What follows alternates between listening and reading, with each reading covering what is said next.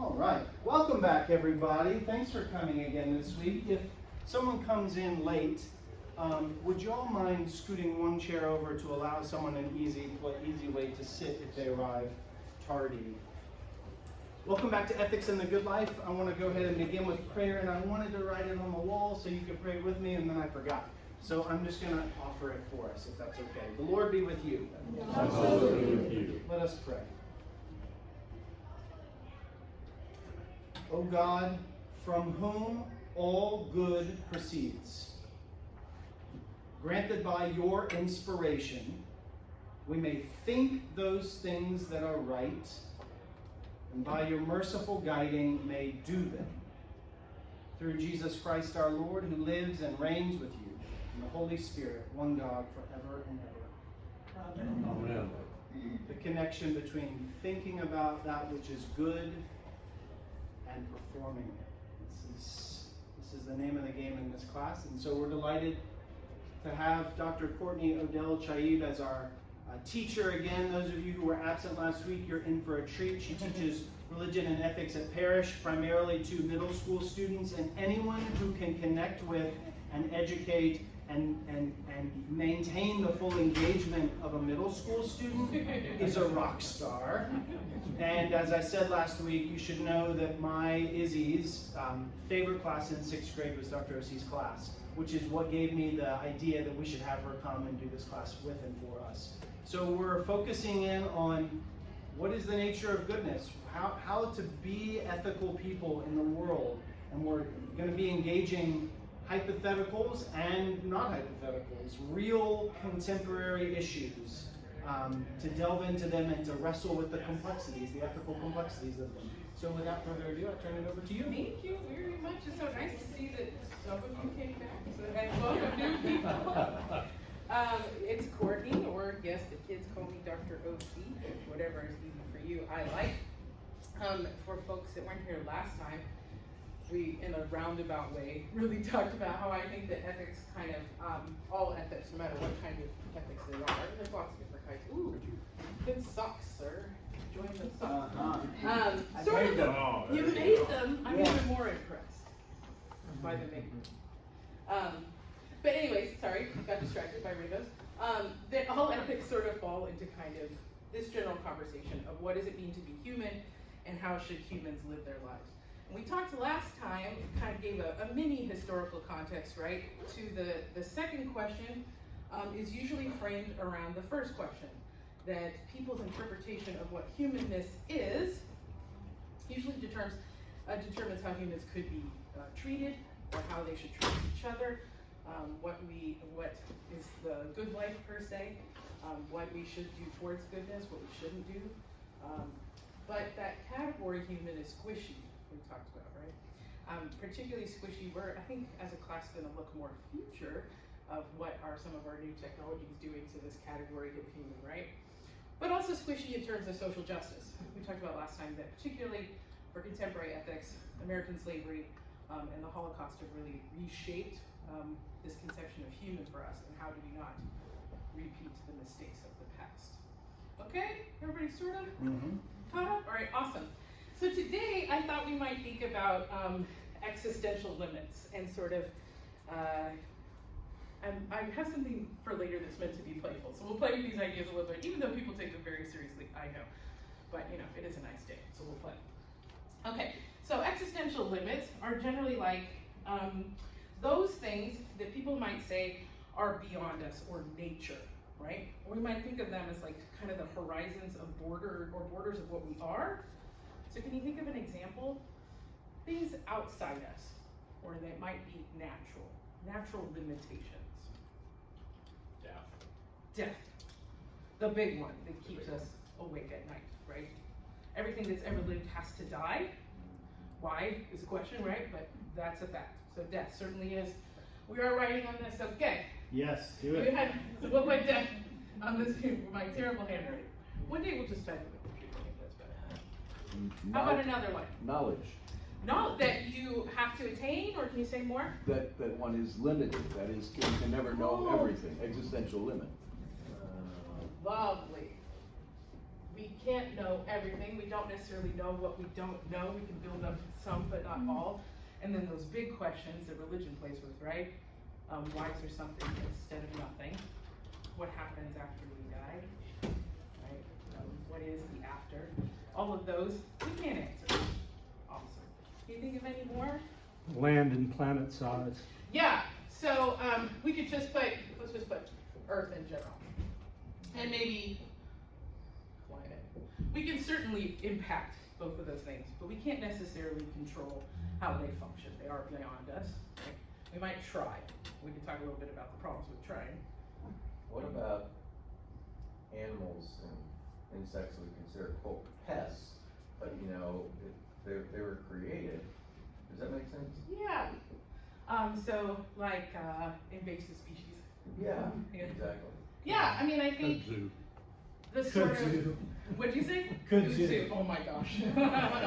Right. Or I just read this article about the Cuban brown lizard, which is like one of my favorites, and I'm like, please don't kill the lizards. What is kudzu?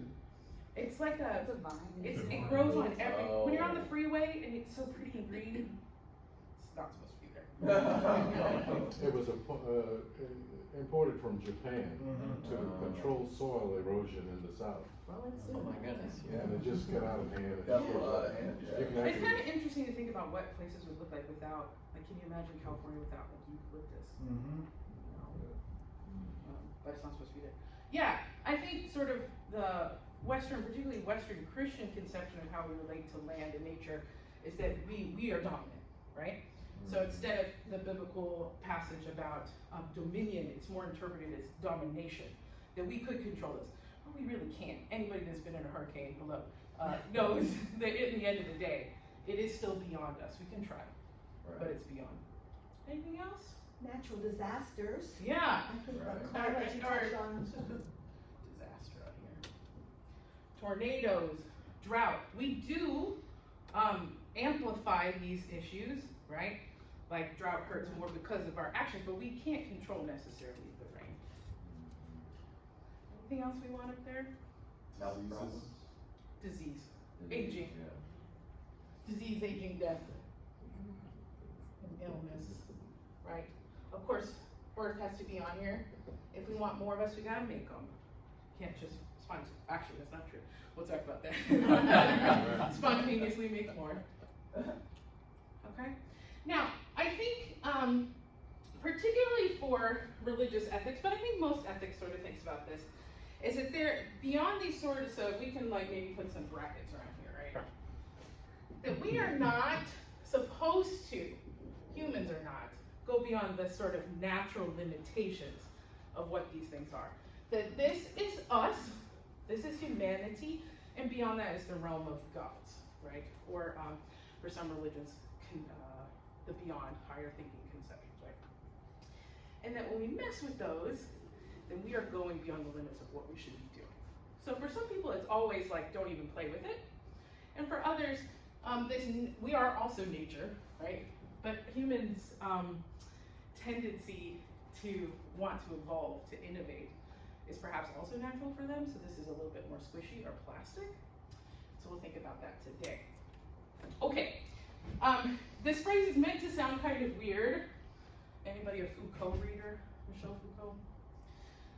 He came up with this idea. I can't ask him if he agrees with me on thinking about this in tech because he's dead. But he came up with this idea that instead of thinking of we're keeping people alive and keeping them from death, we should focus sometimes on how like systems of power make choices that make people live, like they're going to put resources towards keeping people alive. And then if they choose to withdraw those resources, they're really letting communities die. So for example, who gets healthcare or who does not? Those sorts of things. Investments in childhood education, things like that. I'd really like to push him to think a little bit more about our technologies, if I could, if we could chat, and think about how we're so advanced now, we're moving so quickly, that really the question of how our science technologies or medical technologies are interacting with our lives, it's not so much keeping us alive, but us deciding when we allow ourselves to die, right? To really push those limits. And not so much, as our friend and I talked last time, right? Not so much about welcoming people to be born, but making decisions about who lives and maybe taking that farther than we're comfortable with. Okay. Somebody last time, I think he's not here. No. After class, we had a lovely conversation about Frankenstein. Not here, right? Yes. I'm here. Oh, there you are. Sir, remind me. Your name. Bob Thompson. Bob. Bob and I had a lovely conversation about Frankenstein, so it's almost spooky season. I thought we might start. Yeah. Right? So, Bob talked about reading it again recently, right? No, actually 30, 40 years when I was in class. With a class on it. Has anybody picked it up again recently? Be lovely to do it again. Maybe I'll tell myself to do it in October. But does anybody remember what the story is about? That feels brave and would like to talk. I can pick on Bob. Isolation. Oh, it is about loneliness. He wants to go off to an island somewhere with his wife, or wants to make me a wife so I can. Yes. Essentially Get away asks from for home. another and is denied right at the end. Okay, we don't know. Bob, you can help me.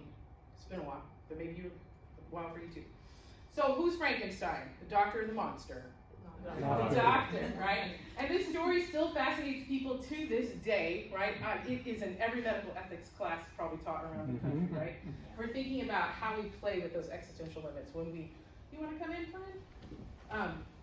When we maybe erase some of those borders or cross them out, what happens, right? So in the story, Mary Shelley's Frankenstein, Frankenstein wants to create life. Okay, do you remember how the life is created?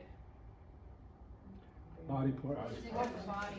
Dead body parts reanimated through electricity. Technology. Technology, right? Oh, Brought you're going to ahead. life, bringing You're into cheating. life. Mary Shelley is really cool for lots of reasons, but I think cool for this class to think about. First, maybe first sci-fi novel, I guess I think we should argue, even though it kind of drifts into horror. Was she really that off though, technology-wise, about reanimating tissue? No, we can't do that, right? You probably have something in the hallway that could do that. You're not dead that long, but I could like possibly get that machine, right? She's not that far off.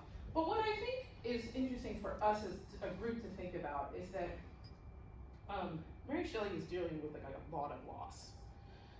In her 20s, she'd already lost, I think, her husband, her mother, at least 2 children, and that pain, the sort of thinking about mourning, which maybe we should have put up there, emotional pain, right? That mourning, I think, in a lot of ways can push us technologically, even though we don't talk about it that much, right? What would you be willing to do to bring your love back? What would you be willing to do? Her letters even say, "Beloved, where are you? I miss you. I can't find you."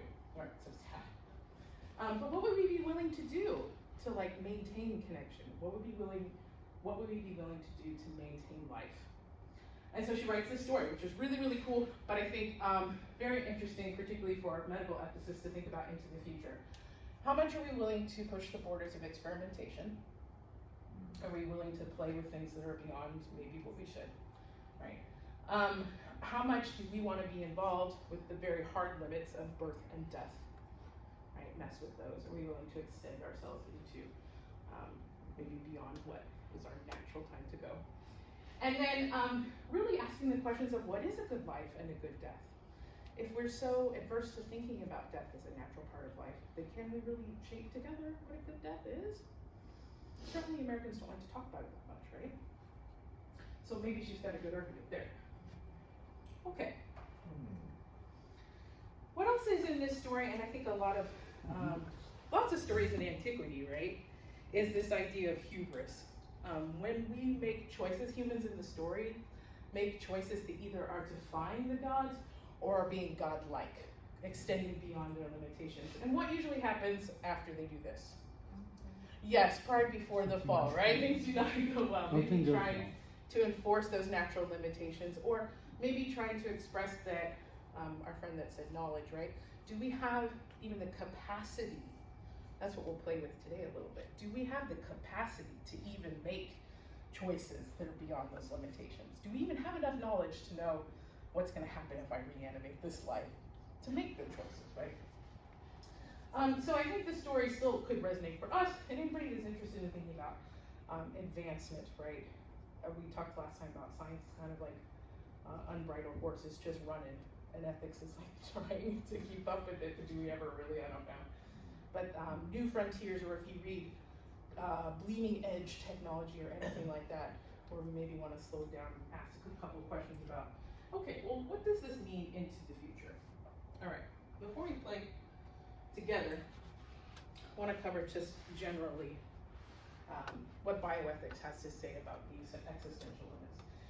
Generally, it revolves, I think, around two kind of large categories. I made these up myself, certainly we could disagree. But I think they sort of fall into these questions about the moral status of nature. And like I said before, our capacities to make something live that maybe shouldn't be alive, or wouldn't have been alive, and to let die. So my friend Karen, you might have picked me before. Yeah.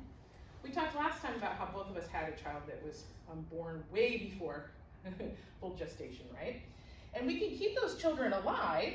We certainly can, even like as early as I think 23 weeks generally now. Of course, at the time my son was born, he was the youngest they'd ever had. So there's always a parent of the youngest they'd ever had, right? The smallest they ever had. I'm sure there's somebody smaller than us now, but, right? We can keep those children alive, but do we ever have the knowledge, or even the capacity for that knowledge to know what that means into the future? Because when you're consenting to bring that child back to life, you're not consenting in the now, you're consenting for their life, right? Into the future, which is not a choice that any parent can ever make. Like, neither choice is good. Whatever they propose to me is a choiceless choice. I said yes, and that's great, and I love my son, he's wonderful and beautiful and awesome. Would he want that? Who knows? Who knows, right? And if I said no, who knows what would happen then? It's not really a real choice. But we're offered those opportunities now to keep things alive that maybe wouldn't have been. And so we have to do it. We just have to make those choices. Again, like I said, one caveat with nature is that sometimes I think a lot of these bioethicists talk about humans as separate from nature, like we're more cultural beings. And we're not. I just want to reemphasize that we're still parts of nature, even when we make extraordinary choices. I'm just trying to get at this, and is part of the question, do we have a duty to make it live? Is that part of what is tied up in this? And I'm thinking about your the presentation of a choice, not choice, when your son arrived far earlier than expected. What is our duty, like as people, as a society? Is that part of what this is? I think so, and for some, clearly for our class, it's more of an open question. But whoever's framing, like we talked the first day, listening to some voices that frame ethics for you, depending on your context, it might be very clearly framed. So like, I gave birth at a Catholic hospital. So for them, the duty is to keep the child alive. And if I wanted not to, I would have had to go to another hospital. So it could already be pre-framed, but in a lot of contexts, you are sort of left up with recommendations, right?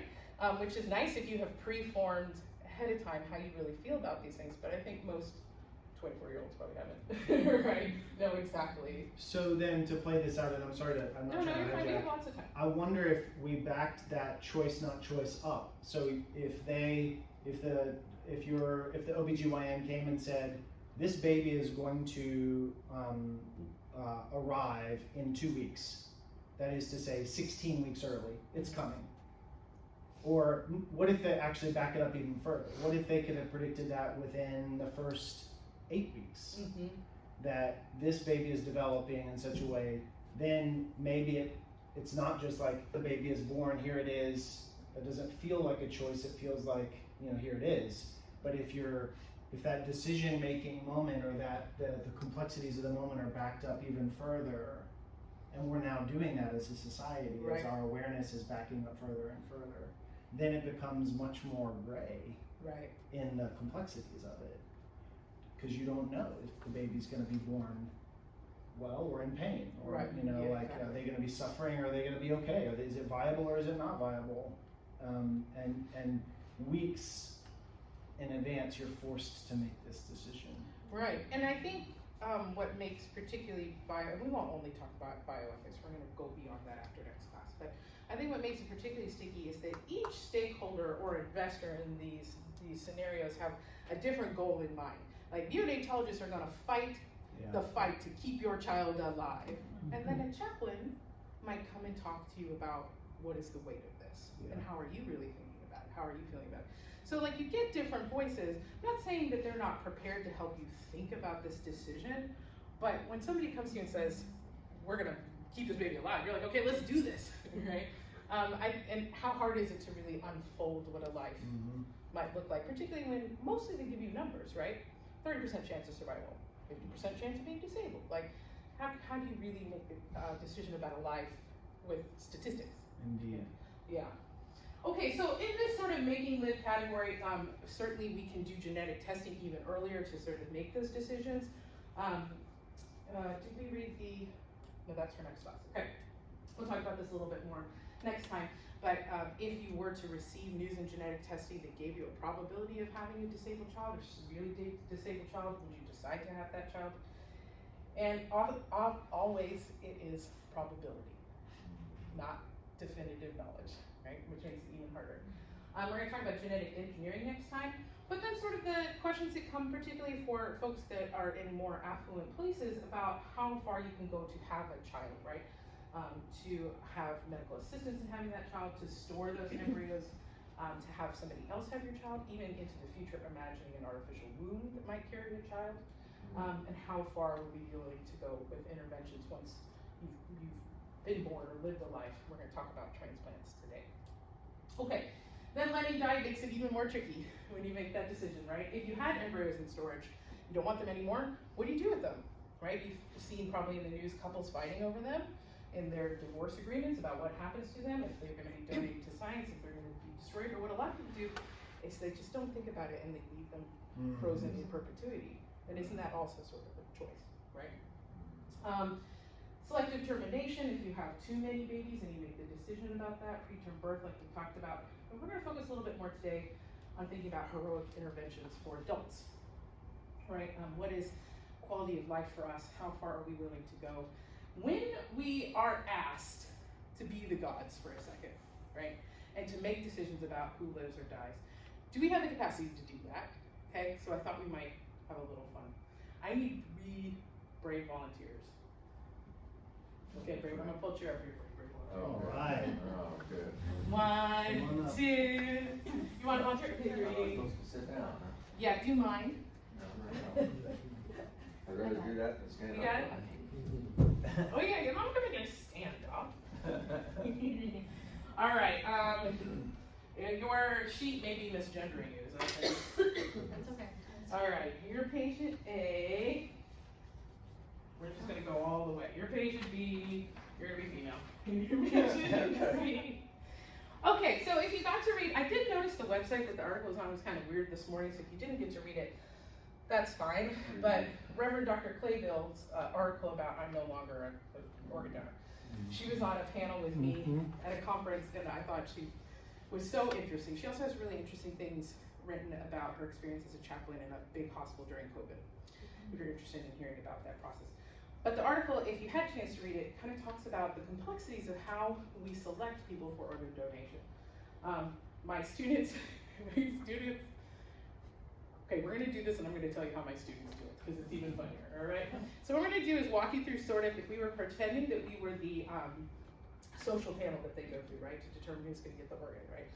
So we have 3 heart patients here, and sadly this young gentleman died in a motorcycle accident. He's gonna donate his heart. All 3 of them are at the top of the list. They're blood matches. They are ready. All 3 of them need a heart or they're going to die, okay? We're going to decide, we're gonna vote in 3 rounds on who's gonna get the heart. Now the playful part is, does it really work like this? Yes and no. We're making it a little more simple than it really would be. But has anybody been on a panel?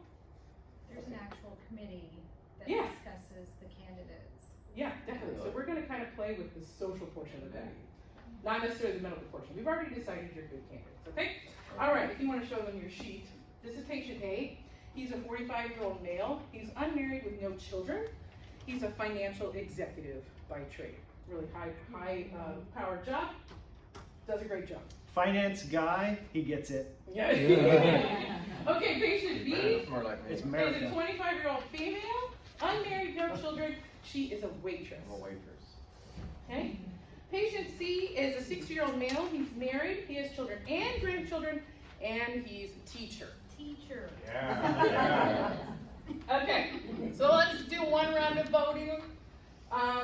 Wait, Raise Who's B? Who's B Yeah. again? Flip Me, those. I'm Now, show me your sheet. Unmarried woman. Hold your sheet like this. 25-year-old I was gonna take it. female, unmarried, no children, and a waitress. Waitress. Can I say that I work with nonprofits? Oh, we'll tell them more about you, don't worry. Some people work at nonprofits. And maybe you can advocate for yourself, you know, definitely does not work that way. B is a nonprofit. Kinda, yeah. Okay, anybody, you wanna roll one That was time? good. Unintentional nonprofit. Raise your hand for patient A. Oh boy. Definition again. Just with the information we have? Yeah, show us the information. Ah, What is she? could we see? the sheet? 45-year-old male, can you Let's show see the me? sheet. Yeah, let's hold Yeah. up. 45-year-old male, unmarried, no children, financial executive. I wish I You only knew have one whether heart. the committee asks questions about their faith or Oh, their. yeah. I'll give you a like, the little deeds hint. they did, Little or, hint. you know. Patient B, 25-year-old female, unmarried, no children, waitress. All right. On my case. Cool. I don't know.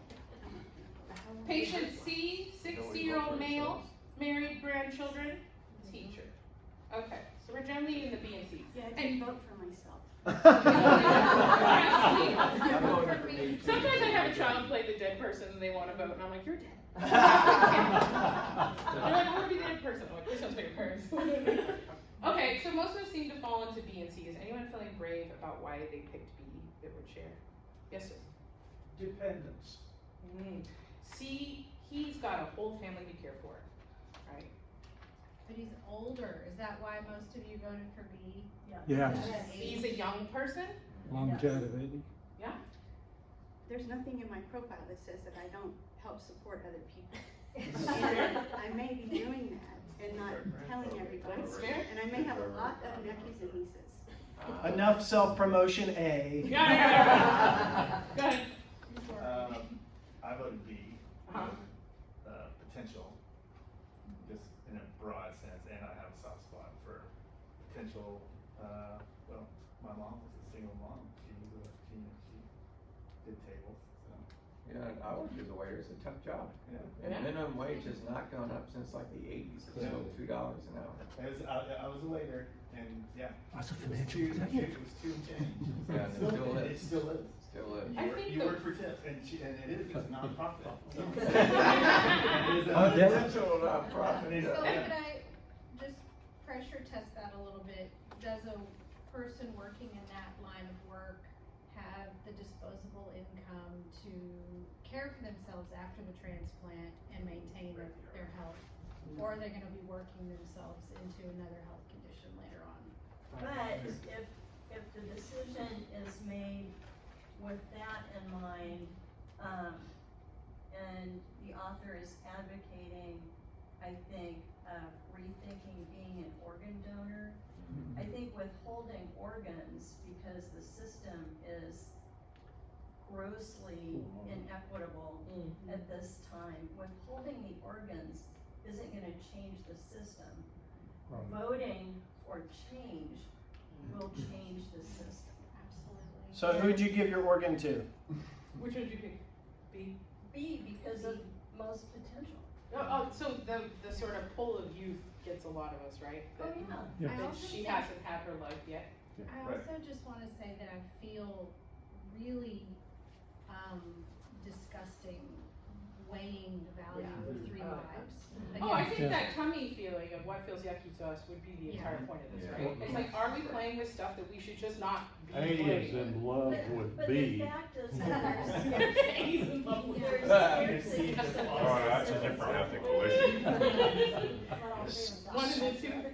So when we play with potential, we're playing with scenarios that do not yet exist, Correct.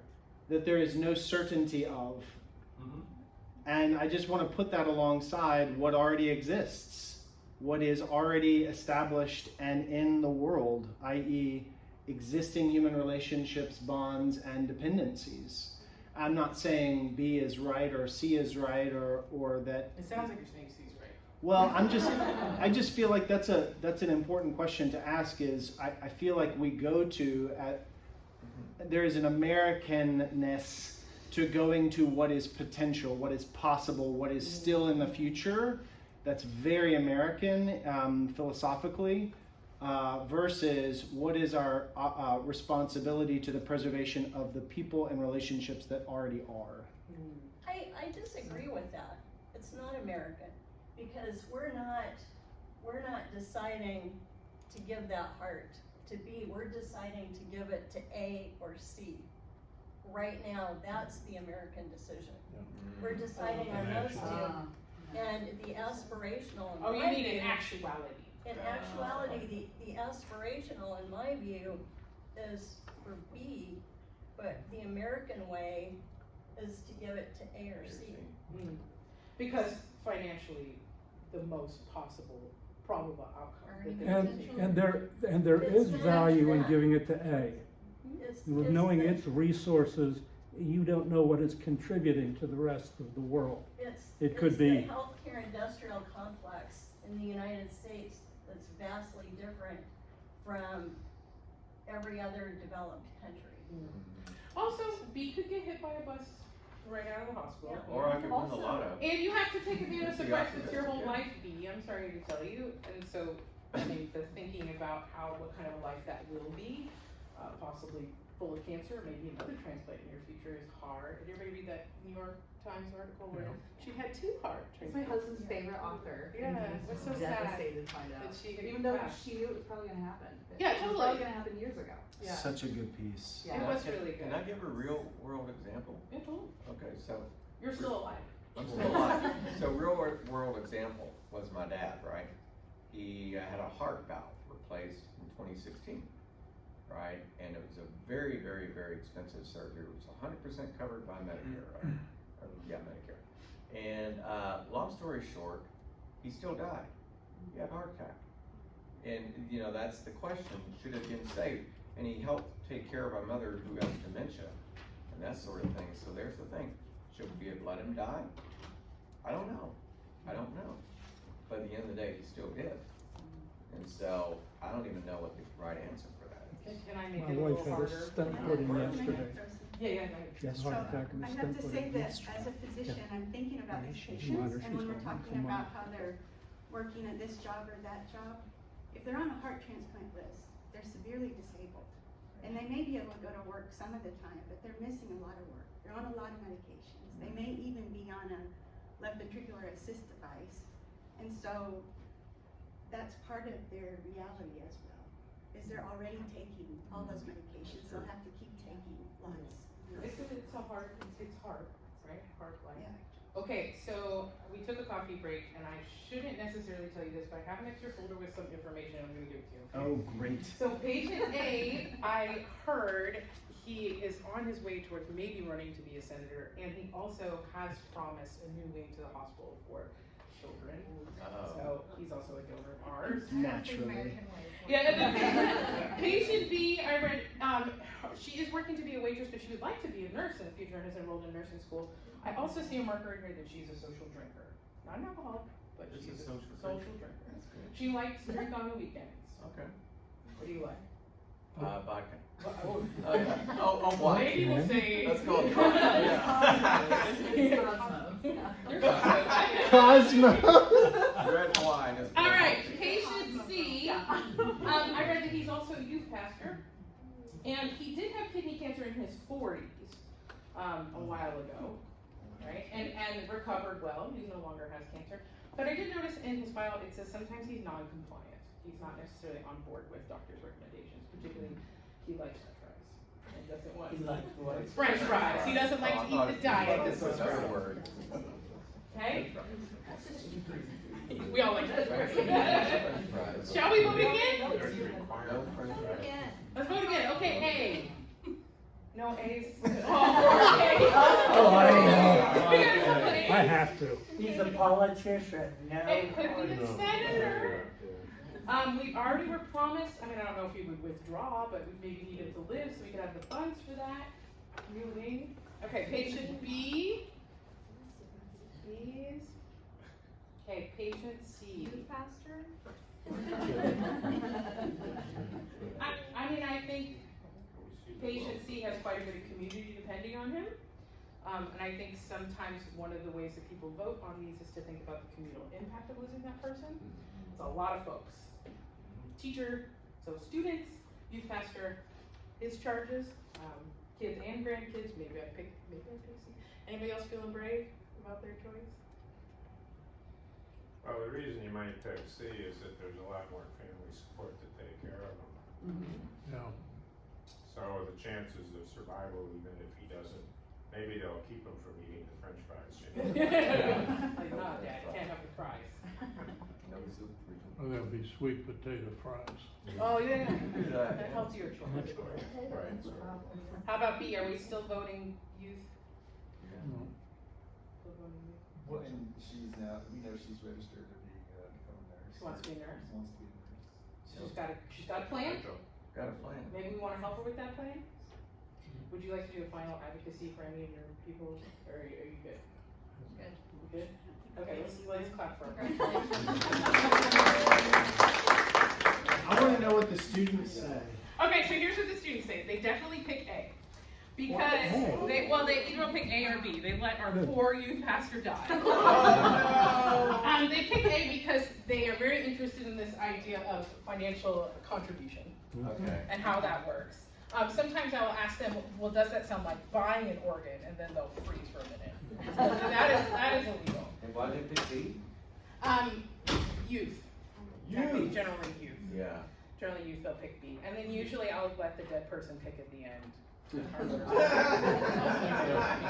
advocate for who they want to advocate I mean, for. it's funny when you're 11 years old, someone who's 60 might as well be Methuselah. Exactly.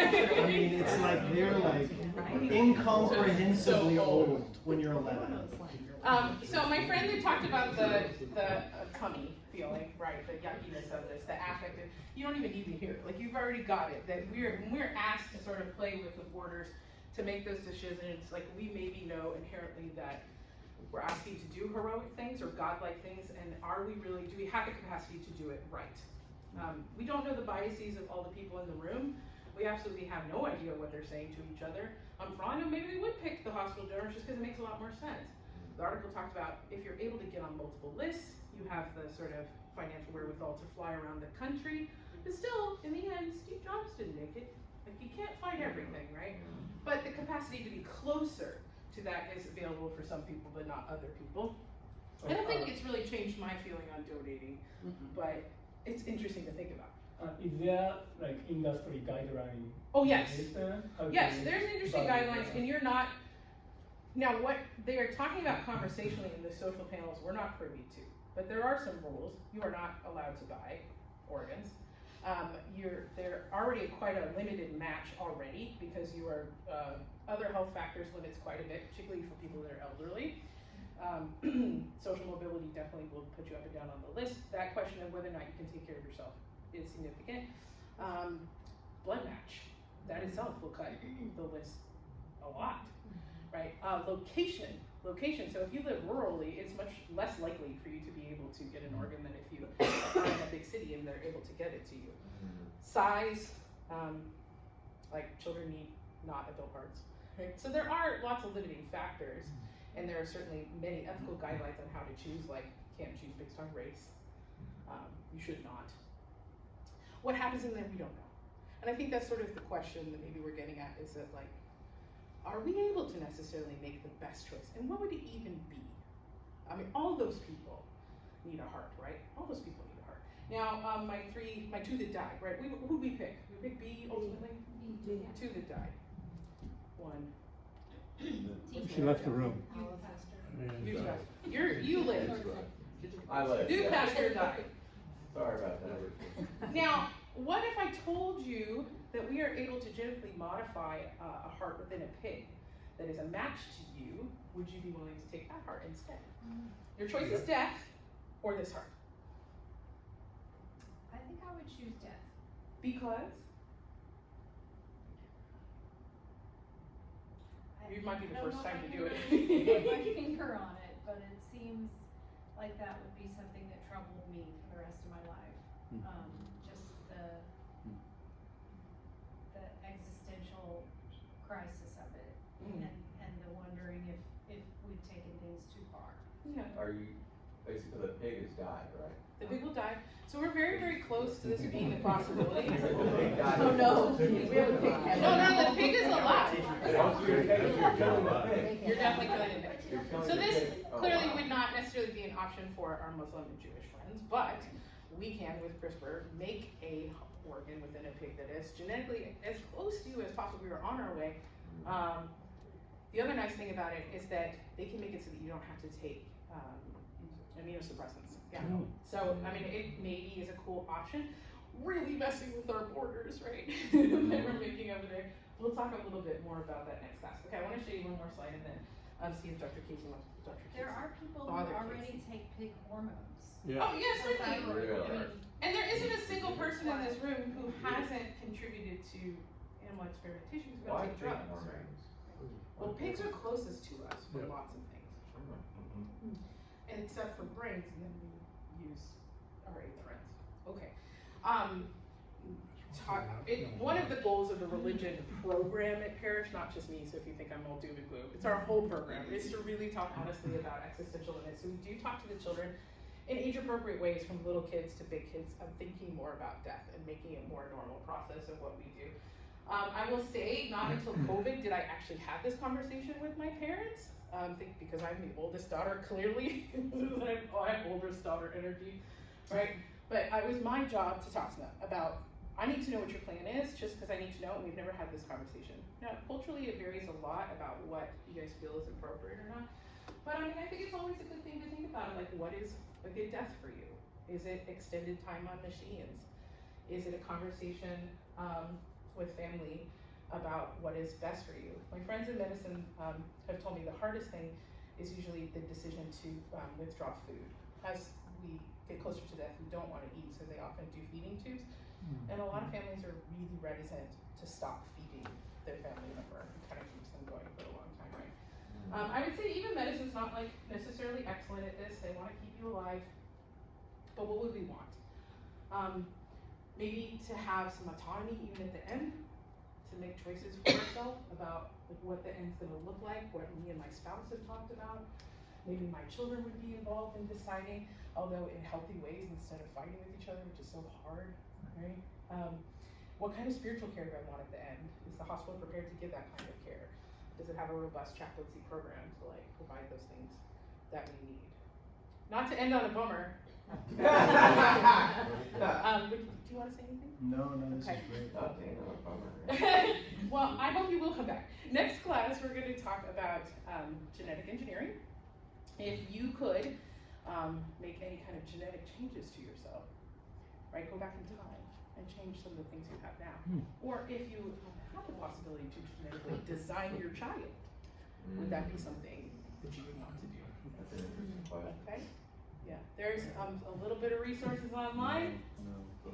If you signed on the name, Father Casey will send you the list. Yeah, if you did not sign in this week or last, do so that I can make sure you get the links to all the articles and everything that that Courtney has shared with us. But if you don't have time, you'll still know what's going on. It'll be totally fine.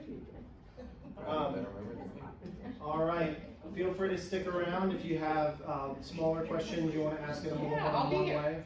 And we'll pick it up next week. Friends, go in peace to love and serve the Lord. Thank you for coming. Thank you.